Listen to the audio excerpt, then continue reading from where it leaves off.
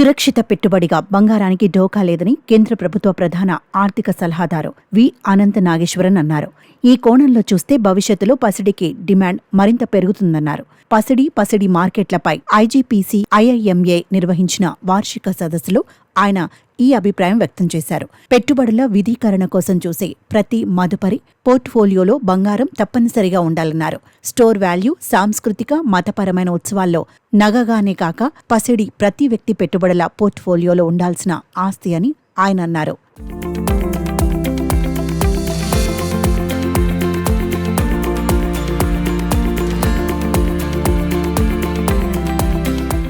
గత 23 సంవత్సరాలకు చూసిన ఔన్స్ బంగారం ధర $250 నుంచి 10 పెరిగిందని నాగేశ్వరన్ అన్నారు. గత 3 నెలల్లో దేశీయ స్టాక్ మార్కెట్ 8% నష్టపోతే ఔన్స్ మేలిమి బంగారం విలువ మాత్రం $200 పెరిగి $2,860కు చేరిన విషయాన్ని గుర్తు చేశారు. పసిడి ప్రాముఖ్యత ముందు మరింత పెరుగుతుందన్నారు. ప్రస్తుతం మన దేశంలో బంగారాన్ని నగల తయారీ లేదా సురక్షిత పెట్టుబడిగానే ఉపయోగిస్తున్నారు. భవిష్యత్తులో ఈ ధోరణి మారి మరింత ప్రయోజనకరంగా ఉపయోగించే అవకాశం ఉందని నాగేశ్వరన్ ఆశాభావం వ్యక్తం చేశారు.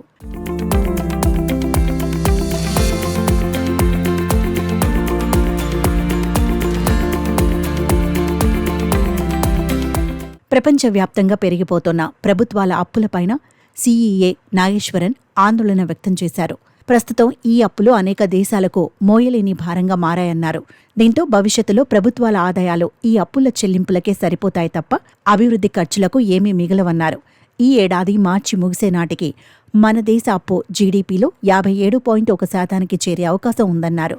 2026 మార్చి నాటికి దీన్ని 56.1% తగ్గించేందుకు కృషి చేస్తున్నట్టు తెలిపారు.